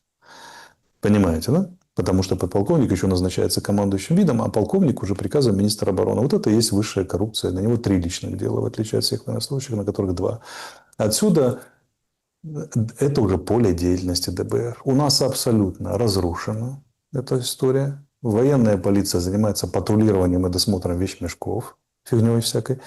Контрразведка размазывается и используется не потому, что контрразведчики плохие, они как раз там чрезвычайно талантливые, а потому что таково законодательство, так их нацеливают. А ГБР занимается рядовыми солдатами, на что у нее нет ни сил, ни возможностей. Понимаете, да? Поэтому неэффективно работает система военной юстиции. Нет военных судов, где люди понимают, что такое специфика военной службы и как там совершается правонарушение и преступления. Нет главной военной прокуратуры. Все, что было, и все, что было добито в 2019 году, так или иначе, при приходе Зеленского. Вопрос, кому и как это понадобилось, это отдельный вопрос. Но констатируем, что на 5-й скоро год, 20 дней осталось, даже меньше. У нас в воюющем государстве, которое, как нам утверждают, ведет борьбу за собственное существование, является щитом Европы от коварной России, от гуннов этих с Востока, нет системы военной юстиции. Вот это плохо, понимаете? А то, что начпрод своровал там на Луи Виттон, это на уровне военной полиции разобрались бы в нормальном государстве. Но вы же видите, что это все становится и приобретает, становится масштабнее, приобретает международный уровень. Это обвальная, конечно, история. Так вот, если бы была правильная система военной юстиции, правильно применялась, глядишь, и не приняла бы обвальную. Так смотрите, тут непонятно становится юрисдикция. Есть информация, она гуляет по, скажем так, злым языкам, которые из уст в уста ее передают. Некоторые там детали публикуют. Значит, в начале прошлой недели в Киеве прошло некое неофициальное совещание представителей посольств Америки, Британии, европейских определенных стран. Присутствовали там, скажем так, представители, в общем, собирают новый международный добровольческий резерв. Значит, из официальных военных там якобы был представитель Нацгвардии Украины, который, вот это все освещал официально. Короче, есть такой бывший британский солдат Джон Ричардсон, да, он из Британии, и, в общем, создается отряд или как подразделение, состоящее из иностранцев, которые будут заниматься ПВО в Киеве. Ну, то есть группы ПВО будут иностранные. Интересно, что там как бы уже 50 человек якобы откликнулись, захотели. Им предоставляют вид на жительство, если надо, там гражданство. Разные товарищи. Ой, какие разные. Но солдаты удачи, как это, гуси, да? И они будут, эти гуси, как бы отвечать за то, чтобы закрывать небо Киева конкретно в самое ближайшее время. Послушайте, у нас уже есть проблемы с вот этим иностранным корпусом, да, ну, иностранным легионом. Его там быстренько начали пихать в штурмовики представителей. Это второй иностранный легион. Второй, у нас да. Два, да. И быстренько на этом тема закончилась. Так, а здесь, получается, у них есть гарантия, что никаких штурмовиков не будешь жить в Киеве. Там еще интересная деталь этой информации, что ты должен выйти там как бы 3 раза в неделю или 2 раза в неделю. Ну и, в принципе, все, оформишь документы и вперед. Смотрите, сама форма, она как бы никого не пугает. Добровольческие подразделения давно известны, начиная с Испании там, и так далее. Да и даже сейчас как бы их много. Второе, большинство, смотрите, 2/3, говорят специалисты, можно уточнить, пожарных команд в Соединенных Штатах – это добровольцы. Хотя это крайне важное дело. Человеческие жизни, миллионные ущербы и так далее, и так далее. Пусть будут, и они не ходят каждый день на пожарную службу, они тренируются и там дежурят в отрыве от основных дел. Как бы, да. Так вот, и только треть профессиональная. Если эта добровольческая команда собьет хотя бы одну герань, которая могла залететь в подстанцию, либо в жилой дом, слава богу, они уже свое дело сделали. Особенно, если финансирование у них будет это самое. Другое дело, что вы справедливо указываете на 2 опасности. Первое, что с ними будет, не отправят ли их в пехоту. Но это опасность для них персонально и для имиджа Украины как государства, способного выполнять свои обещания. Изрядно поколебленного и так. И второе, это как бы не превратятся ли они в кого? В таких ландскнехтов, которые там, на развалинах Киева пируют и все остальное. Это меньшая опасность. Потому что ПВО это все-таки не передовая линия. Там колумбийцы, которые радостно любят пощекотать противника ножом, это отдельная история, как сообщал нам тот британский доброволец. В Киеве это вряд ли возможно делать. Там в Киеве контроля больше. Их же не оставят без контроля все равно. Поэтому эта сторона, это опасение с вашей стороны я принимаю, конечно же, но она меня меньше беспокоит. Все-таки Киев, другие крупные города, это просто больше контроля. Но тут есть другой нюанс, важнейший. Вы помните эту старую историю, когда говорят, значит, и Зеленский, это же идея была, а давайте вы пришлете солдат, Запад, мы их разместим на границе с Белоруссией, там в ПВО, где-нибудь в тылах, а тех, которые там сидят в тылах и на границе с Белоруссией, мы отправим вперед, в атаку. Так вот вам первые шаги. Это надо посмотреть на объемы этого всего. Кто эти солдаты, под каким видом они приедут. Все-таки ПВО – это очень узкоспецифическая вид деятельности. Они смотрят в небо и стреляют, потому что там летают. Сами не летаем и другим не даем. А наземное действие – это наземное действие. Слишком большая разница и неочевидная. Посмотрим. Но как бы мыслить так далеко нужно, я согласен. И вопросы мы ставим правильно.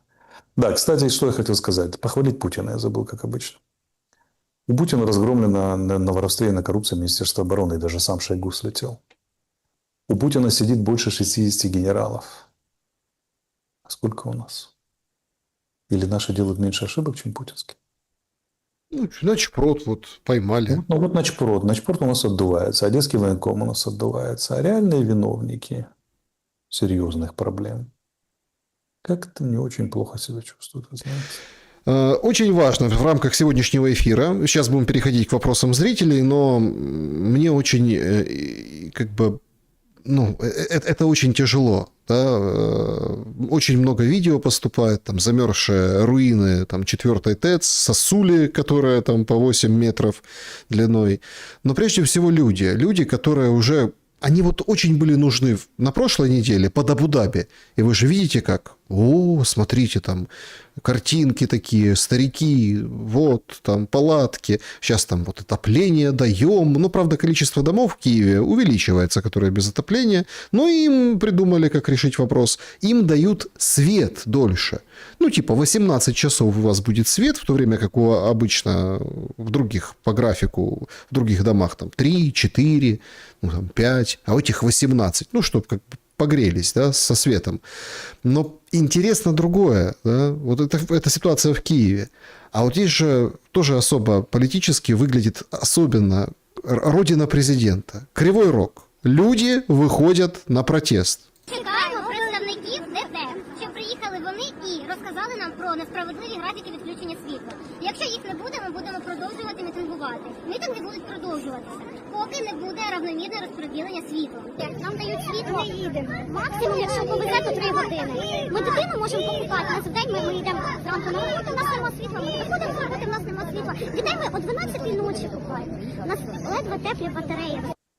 Еле теплые батареи, 12 ночи купают детей. То есть выходят женщины, да, и вот, ну, вот жалуются на, ну вот протестуют они за то, чтобы дали больше, они за то, чтобы дали справедливо.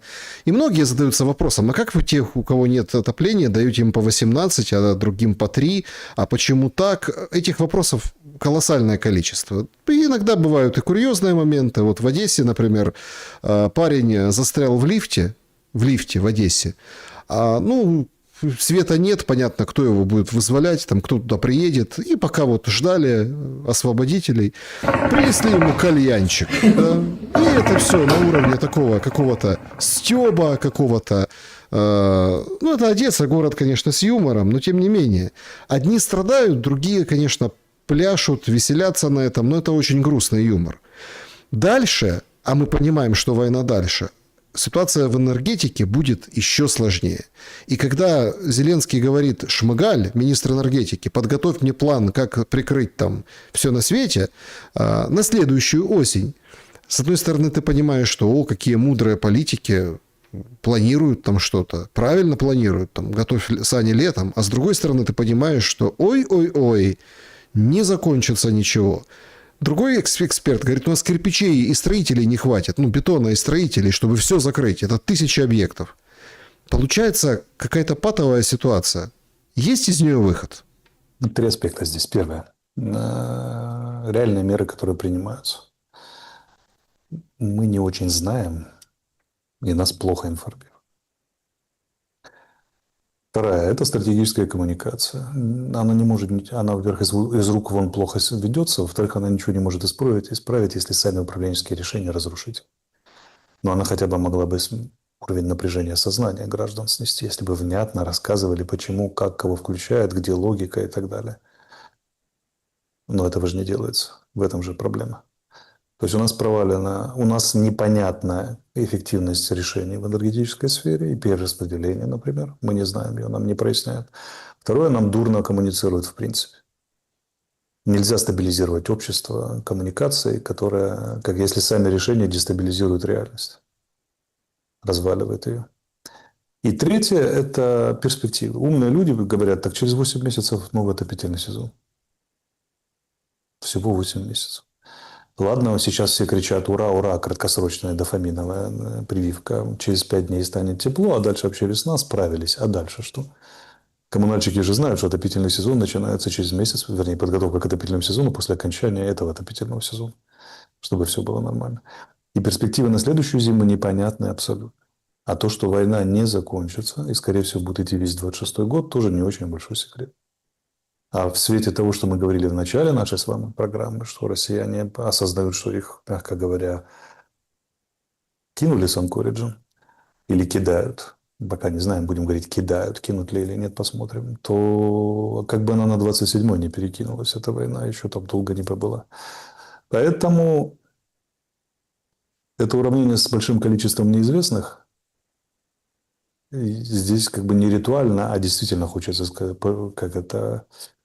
высказать свое сочувствие украинцам, которые в этом всем, и мамам особенно, которые вынуждены справляться с детьми и стариками. Еще сколько тех стариков останется по тем квартирам, когда мы придем, когда закончатся холода и по ним пройдутся. Это навечно останутся, это большой вопрос. Но Политики должны думать на уровне, хорошо, а что дальше? Что со следующей зимой? Так нам говорят, все прекрасно. Костенко, слышали, говорит, нам выгодно, Да. чтобы не было переговоров перемирия. Это правильно. Ну, Костенко, немцы сказали, скандал устроили там, да, недавно. Но фишка же в чем? Что Костенко вряд ли замерзнет. А вот Павел Лойко, создатель гениальнейшего фильма «Пропала грамота», оператор, замерз. И как бы потом официально не коммуницировали, то он умер от болезни, ишемической болезни сердца, есть свидетельство их соседки. Первые. А потом уже начали зализывать коммуникацию, что сами виноваты. По принципу сами виноваты, как всегда учат в армии, только никому не говорят, вали на мертвых. Как бы там. Так вот, то же самое, вся история. И это символ для меня, потому что создатель новейшей украинской мифологии, который действительно определил самосознание, вот, часть людей, которые склонны искать украинскую самоидентификацию в себе, умирает от голода и холода под Киевом, в Борзеле. Это же не какое-то глухое, там, я не знаю, что домик лесника в горах, где-то там правильно, или пустынь. Вот. Поэтому для меня это символ того, что они не имеют управленческих решений на сегодня адекватных.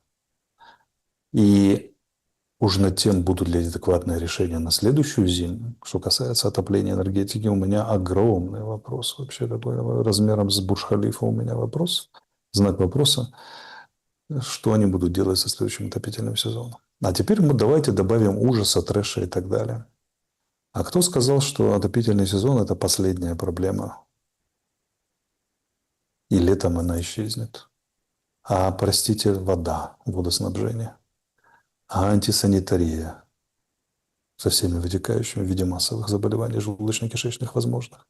Ой, слушайте, отравление. Сегодня гасили коммуникационно вот эту историю в Полтавской области. Там вообще чудеса какие-то происходят. Во-первых, землетрясение через день, последние дни. А во-вторых, массовое отравление, все сообщили. Выходят МЧСники, ДСНСники, говорят, нет, это все фейки. Ну, там немножко там чадным газом 2-3 человека. Никакого массового нет. Так а мы же не понимаем, какие химикаты, куда попадает, что это в воздухе, что это на земле. Смотрите, один мой товарищ, инженер, очень квалифицирован, активно работающий, он сказал, эти люди, которые сейчас управляют Украиной, никогда ничего не построили в своей жизни. Это все сфера услуг. Или сфера решалова. А инженеры знают, что есть такая штука, как накопленная усталость. И как работает накопленная усталость? Ничего, там подмазали, там подкрасили, там балку поставили, крест-накрест, там держит, потом щелк, и плотина посыпалась. Со всеми вытекающими. В Украине стремительно накапливается усталость. И инфраструктуры, которые разносят, и людской способности все это выносить и как-то с этим соотноситься.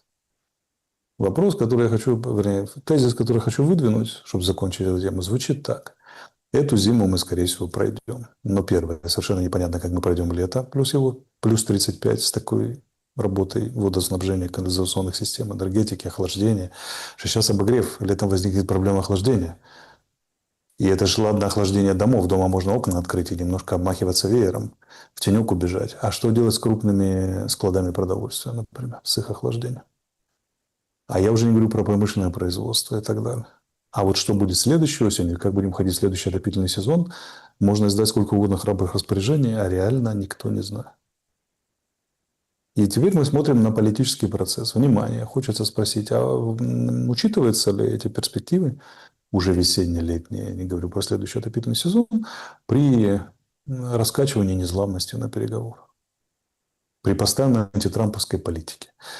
И люди у нас же публикуют то ли КМИС, то ли еще кто-то, что 70% украинцев негативно относятся к Трампу.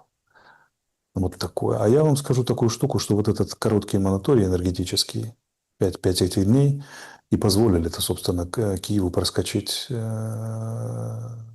зиму без этого самого, без обезлюдения, без катастрофы гуманитарной. Потому что ракет не было, между нами говоря, а морозы были. А у российской стороны были ракеты. Поэтому Киев вполне могли сделать нежилым. Была такая вероятность, если бы не это перемирие. Но Трамп у нас плохой. Понимаете, да? И вот пока уровень такой самосознания, а этот уровень самосознания, сознание народа даже власти обеспечивают, а не кто-нибудь, где люди берут информацию от властей, их обслуживающих. Вода в этом аквариуме как бы стремительно раскачивается. и плещет через край. Вот эти криворужские женщины, эти сумские женщины и так далее, это все через край. И когда этому раскачиванию за края, выплескиванию наступит край, это большой знак вопроса. Когда накопится усталость, большой знак вопроса. Что мы можем констатировать? Что она копится стремительно. И, судя по многим, она как бы уже иногда на критических режимах. Слишком во многих местах, слишком во многих системах и подсистемах, и у слишком многих людей. Вот так, скажем, деликатно. Да, друзья, подведем итоги нашего сегодняшнего голосования. Кто устал от войны больше? 15% никто, все незламные, потужные. 15% военные, 21% гражданские. Или все, кто с ней с 2014 года, 49%. Спасибо большое, что проголосовали. Спасибо большое за... Вот правда, понимаете? Тут вот правда, если так задумаешься, да, кто с Донбасса, кто там рядом или там принимал участие еще с 2014 года, с одной стороны, с другой, неважно, вот этой войне, да, это же просто катастрофа. Это же просто что-то нереальное. Столько лет уже. Значит, переходим к вашим вопросам. Всем большое спасибо. Режим Блиц. Все, понятно, не успеем. Их очень много. Но я очень благодарен за то, что уделяете время, пишете, интересуетесь. Начнем, пожалуй, с вопроса. Ну, вопрос по QR-коду. Вот такой пришел у нас Алексей. А какова судьба Украины в этой новой картинке безысходности России? Выживет ли тощий, пока кусает локти толстый? Ну, такой Так больше я же сказал, риторический вопрос, да. судьба Украины определяется не столько действиями России, сколько действиями самих украинцев и их властей. Но Россия не обладает потенциалом, позволяющим быстро сломить Украину, значит, очень много зависит от наших действий, потому что если бы это было слом против моськи, тогда понятно, какие качественные решения не принимай, слом бы победил. А у нас есть возможность. Но мы неправильно осознаем и принимаем неверные управленческие решения. В массе своей. Раз. Поэтому наша судьба в любом случае сложная. Есть сценарий, где она очень печальная. Есть сценарий, где она более оптимистична. Вот вам мой ответ. Алексей, допускаете ли вы мысль, что Путин не хотел дружить с НАТО, понимая невозможность такого сценария, как человек из системы КГБ, аппаратной власти, и видя итоги попыток Горбачева и Ельцина, а проверял, возможно ли для России субъектная позиция в западной архитектуре безопасности, и, получив отрицательный ответ, сознательно откладывал конфликт, используя разные тактики, включая демонстративную прозападную риторику, исходя из объективной слабости России на тот момент? Не. Все, что я про него знаю, он очень медленно осознавал. Ему понадобилось 20 с лишним лет на осознание всего этого. Только когда он ощутил угрозу непосредственно своей власти, он начал действовать. А вот это вот хитрые оперативные игры, так это не работает. Олег, вопрос Алексею из клуба зрителей. Вопрос я пишу, скажем так, до начала, наверное, вы там где-то отвечали. В общем, вопрос, да? Вы, как вы считаете, своей дружелюбностью американцы все-таки замылили глаза русскому медведю на Анкоридже, чтобы себя обезопасить от ядерки, противодействий? Понятно, что порешать вряд ли бы могли, но насолить бы могли, имею в виду россияне американцам. А так игра на доброжелательные отношения. Неужели ли решено, что заработать США могут только на войне больше, чем на мире? Я вам расскажу, что там произошло и происходит. Все же очевидно. Они считают Россию ценной до определенного момента, важным фактором в мире. Они пытались с этим фактором договориться и предложили рациональное решение, как они считают. Сейчас я не говорю, рациональное, нерациональное, рациональное ли оно с российской стороны. Россия не согласилась на часть условий. Американцы пытались так или иначе порешать, потом продавить. Потом они, видимо, сделали вывод, и победила та часть среди лиц, влияющих на Трампа, который сказал, что с Россией в принципе невозможно договориться, значит, его надо обламывать. Очень похоже. И начали обламывать. Это ситуация на теперешний момент. Что будет дальше, мы посмотрим. Кто кого обломает. Что касается ядерки, всего остального, в Америке нет людей, которые этого всерьез боятся. Что они понимают, что этого ничего не будет. Россия постоянно посылает им эти сигналы всю дорогу. Одно дело Твиттера Медведева, а другое дело реальность, понимаете. Реальность совсем другая. Сообщество YouTube, переходим сюда. Значит, Станислав, приветствую. Сейчас я в Германии, сам из Луганска. Алексей, надумал одну мысль. Насколько это реалистично? Теория.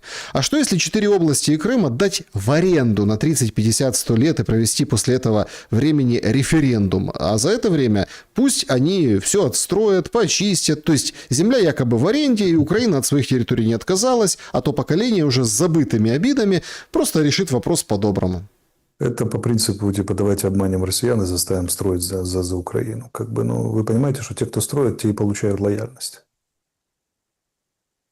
Поэтому этот референдум приведет однозначно к тому, что мы теряем эти территории. Это просто отложенная история. Я, например, предпочитаю быть честным. Я сразу говорю, хорошо, по линии фронта с Донецка бы вывел войска и сосредоточился на реформировании той части Украины, которая осталась. Нам надо решать свои проблемы. Вот и все. А не тратить ресурсы на бесконечную войну, дожидаясь, пока крякнет оставшаяся территория. Смотрите, проблема накопленной усталости в чем заключается? Что мы копим усталость для того, чтобы не отдать остатки Донецка, она может накопиться и треснуть так, что потеряем всю оставшуюся Украину. Не россияне, во внутреннем конфликте, в гражданской войне, в невозможности жить в этой Украине, просто физической, из-за лишения инфраструктуры, промышленности и всего остального. Об этом не подумали, что 70% оставшихся, 80% Украины, за 2 оставшихся процента Донецкой области можем слить в унитаз. Но для этого надо мысли, чтобы были чуть длиннее, чем у Буратино. Пока у нас не получается. Алексей, Запад не считает Россию равной. Она действительно сильно меньше экономически, кратно меньше военный бюджет. А чего они тогда вообще докопались до России при таких вводных? Крутили Майдан в Украине, реально приближали НАТО к границам, санкции с поводами без поводов. Докопались бы до Бразилии или до Китая, пока еще Китай не достиг таких размеров, как сейчас. Они до Китая докопались, иначе бы в Китае не было военного переворота. Как вы думаете, в пользу кого этот военный переворот должен был осуществлен? И почему этого Вань У, или как там его, обвинили в сотрудничестве с британской разведкой, друзья мои? Да я вам скажу неприятную вещь. Вот уберите детей от экранов, но я выражусь так, чтобы вы поняли. Перехожу на казарменный, позволю себе на 1 минуту. Запад хочет от России, чтобы она сосала, когда велят, и делала за него грязную работу. Все понятно? Вот специально перешел на казарменный. Понятно, почему Россию это не устраивает. Между прочим, они ровно этого хотят и от Украины. Поэтому... Но Украина, походу, не против. Украина, благодаря властям, в сложном положении. Россия взбунтовалась. Но она не захотела этого. Проблема этого бунта заключается в том, что он пока не действует. Вроде как довели до встречи в Анкоридже. Это являлось кульминацией бунта. Заметьте, Путин туда поехал после встречи после саммита в Казани, после парада в Москве, перед встречей в Китае новой, там, да, и так далее. Он был на коне, как бы, да, ну и выяснилось, что, ну и что, вот танкера задерживают, а что вы сделаете в ответ? И ничего. По крайней мере, сейчас. Поэтому читайте Блока, Скифы прочитайте, там в стихотворении все написано. Тут новости приходят, что в новом пакете санкций хотят санкции ввести против индонезийского и грузинского портов. Алексей Николаевич, портов. Санкции против порта – это же... Потому что идет перевалка в пользу России в том числе. Они знают схемы. Тут нюанс в чем, что как бы если Запад... Вы же понимаете, отношение Запада к России, да и к нам, оно же не экономическое. И даже не политическое, оно метафизическое. Они нас не считают за равных. В этом это реальная проблема. Не считают. Мы для них папуасы. Когда мы были папуасами размером в 15 республик и наламывали их экономически, был период, обгоняли в космосе и ставили раком в Корее, в Анголе и так далее, они и во Вьетнаме, они не уважали, но боялись, по крайней мере. Благодаря некоторым решениям уважали. А сейчас, когда нас, дураков, друг на друга натравили, как бы, ну, что нас уважать? Мы делаем грязную работу, убивая друг друга. Как бы, и вон вам министр обороны или кто там в Германии прямо говорит, нам выгодно, чтобы Украина с Россией дальше воевала. Меньше опасности для нас. Здесь Щелин прав. Я не считаю, я его полностью в этом отношении поддерживаю, когда он говорит, что есть метафизическая несовместимость. Единственное, что он считает ее непреодолимой, а я считаю ее преодолимой.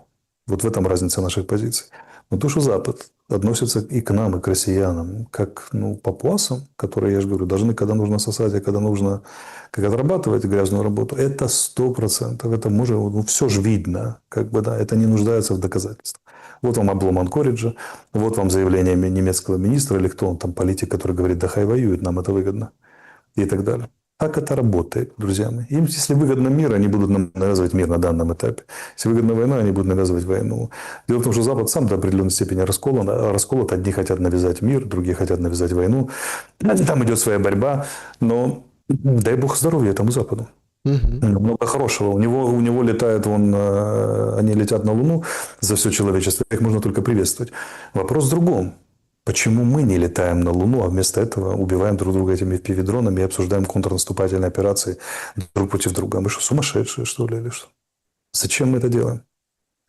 Поэтому яма, в которую мы упали в 91-м, она не имеет дна, к сожалению. И я жду политиков, не которые будут успешные контрнаступательные операции проводить или перехватывать тех, кто перехватывает их флоты. Потому что это все детский сад, 6-я ясельная группа. Я жду политиков, и осознания народа, которые скажут, что разумно это строить совместно с китайцами, американцами, индусами и всем миром базу на Луне. Вот это правильная история. Работать над счастьем, благосостоянием людей, переводить нашу цивилизацию на более образцы. Кстати, очень интересный момент. Высокие, да. Я позволю себе 2 слова вклиниться.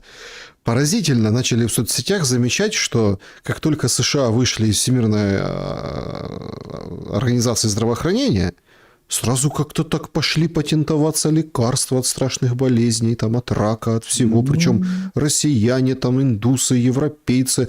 Как-то все такое ощущение, что прям тормозилось это все. А сейчас вот прям начали появляться, там, продолжается. Разрешите, да, это отдельно большая тема, если хотите как-то поговорим. Разрешите, я повторю тезис. Россияне и украинцы воевать не должны. Ни при каких обстоятельствах. Я же уже не знаю, полетят ли они на Луну, но хотя бы убивать друг друга можно остановиться. Да еще когда нас, мягко говоря, ставят в эту позу. Ладно, мы сами себе поставили бы. Вопрос от Лены.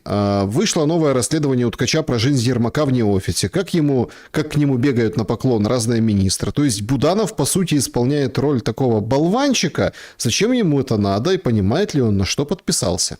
Не знаю, понимает ли, но Буданова циклет гуру.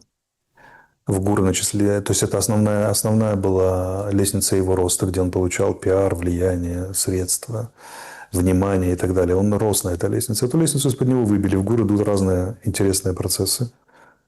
Как это снижающее влияние Буданова очень сильно, скажем так, и системы, которую он выстроил. Реального влияния в офисе он ничего не получил. Это видно, потому что нет кадровых изменений. Он не завел туда своих людей. И, в принципе, это похоже на то, что многие говорили вначале, что его очень славно обезвредили. И сделали исполнителем. Сможет ли он достаточно декоративной фигурой? Сможет ли он выскочить из этой ловушки? Мы посмотрим. До какого класса игры он дорос и какие инструменты у него есть. Но пока похоже, что его очень сильно ослабили. Вот такой вопрос, кстати, это тоже очень интересно от наших зрителей. Спасибо им большое. Алексей Николаевич, первые опубликованные подробности списков Эпштейна, в частности, российских чиновников из либеральной элиты, там, например, Сергей Беляков, бывший замминэконома, с подробностями деловых взаимоотношений его с Эпштейном, это что за сигнал и к чему? Никакой это не сигнал. Там все замазаны. Если там замазана британская и норвежская королевские семьи, то что уж там российские чиновники. Там сейчас все носятся с этой серной кислотой, в которой он, возможно, растворял тела детей. И оно все будет еще раскручиваться. Давайте подождем реальной информации, а не соображений. Я лично не знаю господина Белякова, даже не подозревал, что он существует до сих пор. Поэтому, хорошо, представим себе, что там задействована российская элита. Что это меняет? Вообще там удар приходится абсолютно по другим. Видимо, рыли яму Трампу, а сами угодили глобалисты туда. Он в Британию штормит. Штормит как раз всех товарищей, которые отвечают за старый миропорядок, с которым Трамп и борется. Поэтому Трамп и опубликовал их, потому что, первый, он выполнил обещание, второй, он понимал, по кому будет основной удар. Это серьезный инструмент. В России он, если задевает, то как-то сильно косвенно. Основной удар это идет по его противникам на Западе, левым глобалистам. Мгм. Так, значит, ну, как идея обменять части Харьковской, Днепропетровской, Сумской области на остаток Запорожской области? Чем не вариант? Да, все виды обменов предлагались уже. Россияне собирались выводить, да и предлагали неоднократно вывести войска из всех остальных областей, которые не укладываются в эти 4, в обмен на Донецкую. Более того, они согласны на заморозку линии фронта в обмен на вывод, там, где она стоит, но без полного захвата даже областей, указанных в Конституции своих, то есть Запорожской и Херсонской, в обмен на Донецкую. Потому что им надо хоть что-то продать как победу самим себе. Но мы же героически потужно не соглашаемся. Ну, окей. Ждем следующего отопительного сезона. Ждем лета с антисанитарией, которой, я надеюсь, не будет. Переходим в чаты, в онлайн-чаты. Спасибо большое, что пишете сюда. Тут, ну, давайте так, для разрядки, да. Значит, какой любимый вид спорта у Алексея? Лежание на диване. Отлично. Ну и кем бы, если бы имел возможность сыграть в 17 мгновениях весны, был бы Алексей Арестович. Или Мюллер, или Шренберга. Да уж. Значит, Алексей. Еще пастора Шлага сыграл. Ну, конечно, пастор, да. Алексей, как известно, значит, уважаемый Алексей, фиксируете ли вы экономическое демографическое поглощение Китаем Восточной России и насколько вероятно ее территориальное поглощение, которое так пророчат российские оппозиционеры? Ну, это из разряда страшилок. Дело в том, что у Китая 80% своей территории не освоено. Вот им как раз осваивать, да, по причине чего сложных условий для хозяйствования, климатических. А теперь они хотят освоить Дальний Восток, где такие же сложные условия для хозяйствования. Ну, о чем вы говорите, друзья? Это сказки Ленского леса. Угу. Так, как относится Алексей Арестович к котам? Он кошатник или нет? Или собачник? Я и кошатник, и собачник, вообще обожаю животных. Всех видов, размеров, расцветок и так далее. Как относитесь к предсказаниям Жириновского, что, ну, многие сбываются из них, в частности, что Россия заберет территории до Днепра? Мне очень нравится шутка, которую я сейчас, боюсь, не повторю, но общий смысл ее такой, что в этом мире что-то будет происходить не по предсказаниям Жириновского. Если у нас свобода воли, или все будет, мы обречены жить по предсказаниям Жириновского. Это да. Значит, ну, тут много вопросов такого плана. Вот Владислав тоже задает. Если дух Анкориджа разгадан, получается, тогда дальше нужна победа России на поле боя. И это возможно только через новую мобилизацию в России. Уловите, что победа России на поле боя в Украине ничего не поменяет в том, что американцы кинут Россию, да и разгромят глобальный юг. Возможен такой сценарий. Это будет очень слабое утешение, победа на поле боя в Украине. Потому что рамка, на которой России был Анкоридж, и рамка, на которой кидают, похоже, Россию сейчас гораздо выше, чем проблема отдельно взятой Украины, поверьте. Алексей, может, славяне просто идиоты, если позволяют собой так манипулировать? Светлана сокрушается. Они точно не идиоты. Мы глубокая, интересная цивилизация со своими особенностями, которые можно только приветствовать. Мы на данном этапе ведем себя как идиоты. Это да. Андрей задает вопрос. Есть воздушное, наземное, подводное оружие? Может ли появиться подземное, которое по туннелям могло бы разрушить территорию противника с обвалом земли? Ведь такое сбитие остановить нельзя. Подземное оружие, вот вам это российские войска, которые идут через газовые трубы. И трижды они успешно применяли эту технологию. Очень подземное оружие. И очень лихо сработавшее. Тут по аббревиатуре такие ТЦК, Тарас Цекинети. Ну, шутит. Кстати, о ТЦК. Сегодня уполномоченный по правам человека Верховной Рады Дмитрий Лубенец сделал заявление, опрокидывающее рассказы про то, что это все фейки искусственного интеллекта и так далее, которые шли с самого верху. Не только от военкоматов, но и там народные депутаты себе позволяли. Он прямо сказал, количество жалоб возросло в 333 раза с начала войны, и что были случаи, когда забивали людей насмерть ТЦК. Это факты, говорит уполномоченный. И более того, он сказал, что ТЦКшники не имеют права задерживать людей. удерживать людей, всякое такое, это противоречит Конституциям и европейскому законодательству. Даже если это начало кампании, во-первых, я хочу отдать должное его мужеству. Он выступил против государственного тренда и пропагандистского. Ну какой, подождите, после того, как Зеленский употребил слово «бусификация», все понеслась. Вы же видите, кампания но прям целая. Он и до этого выступал, Лубенец, на самом деле. А во-вторых, мы все ждем кампанию, что ТЦК начнут делать виноватыми. И для узколобых придурков, которые соглашались сделать эту грязную работу, ребята, вы очень плохо изучаете работу государственной машины. Поинтересуйтесь следующими фамилиями. Ежов, Ягода и этот самый. Когда одни чистят, потом всегда чистят их. Потом чистят тех, кто чистил. Поэтому, вы же неграмотные, поэтому как бы ждите, друзья мои. И те, кто был за ТЦК, и те, кто поддерживал ТЦК, сейчас эта реальность обернется к вам немного более оптимистичной стороной. Оптимистичной, увы, не для вас. Вопросы из чата Алексея Арестовича. Украина выдала бойца сибирского Сиббата в Россию в ходе одного из обменов пленными. Сказала, что он оказался плохим солдатом. Парень сядет на пожизненное. Вопрос, ждет ли РДК та же судьба на мирном треке? Могли отдать агента, скорее всего, доказанного. Потому что если они отдали просто человека, у которого низкие боевые качества, это полнейший идиотизм. Поэтому это, скорее всего, такая легенда. Скорее всего, выявили, отдали агента, вернули. Поэтому вопрос, интересно проследить дальнейшую судьбу этого парня. Сядет ли он на пожизненное? Или как-то отпетляет? Или сядет, посидит 2 года, где-то тихонечко, потом выйдет? Посмотрим. Если есть желание, можете проследить. Алексей, здравствуйте. Какие еще факторы могут завершить войну в Украине, кроме отставки Зеленского?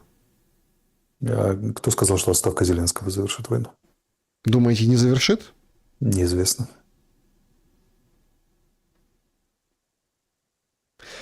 Вот тут по поводу ТЦК, что всех политиков, выступающих за продолжение боевых действий, собрать и отправить на фронт, а остальных нормальных людей не трогать. Почему до этого до сих пор никто не дошел? Потому что политики управляют ситуацией и нормальными людьми, а не нормальные люди политиками. Так это работает, друзья. Это все равно это заявление примерно, почему бы детям не собрать родителей, не отправить их в школу, а вместо этого дети в школу ходят. Потому что так устроено. Обсуждают сегодня целый день ТЦКшника, в Одессе. Одесского, да. Который, пользуясь личной ненавистью, накопившейся к тому, что она говорила не на том языке, и занимала не ту позицию, отобрал сумочку у женщины, пенсионерки, ограбил ее, выбросил пенсионное удостоверение. Потом оказалось, что он ранее судимый был. А вот теперь вопрос, сколько таких ТЦК? А теперь вопрос, можем ли мы называть ТЦК военнослужащими? Это большой вопрос, неоднозначный. В любом случае, ими надо бы предметно заняться и сейчас, и особенно, когда все закончится. Создать большую комиссию по расследованию и отделить тех работников ТЦК, которые честно выполняли нелегкую задачу по мобилизации, до вот этих товарищей и наемных групп товарищей, которых нанимали на выбивание бабок, а количество криминальных группировок, которые позируют в роли ТЦК и ходят в патрули просто потому, что там устойчивый поток, конечно, обелечивание пойманных, это отдельный большой вопрос. Очень просят у вас в чате, Максим, например, просит комментарии по поводу многомиллионных взяток Баканову, о которых сегодня публично говорил на ТСК Ваганян, бизнесмен. Что скажете? Взяток не знаю. Но один миф я хотел бы опровергнуть. Это миф о том, что Баканов сбежал из Киева. Потому что я Баканова видел 24 числа в офисе президента, а 25 у него в кабинете. Поэтому, ребята, возможно, он и взяточник, но не сочиняйте сказки про побег из Киева. Не надо. Это неправда. Да, значит, вот здесь... Да, Зеленский заявил о готовности документов по гарантиям безопасности. И на этой неделе ждут мероприятия в сфере... Мюнхенская конференция с 13-15 февраля. Как вы думаете, подпишут? Я напоминаю, что подписано с 26 странами. Офис отрапортовал гарантии безопасности, включая США, Францию, Германию, Британию и так далее. А зачем же вторые подписывать? Нам никогда не приходилось в голову спросить о судьбе первых гарантий безопасности, которые с такой помпой подписали. И особенно столетний, и вдобавок столетний договор о разработке украинских недр с Британией, который потом заменился столетним договором с США или, видимо, тысячелетним рейхом. Это все, ребята, гарантии безопасности Украине может дать только две страны.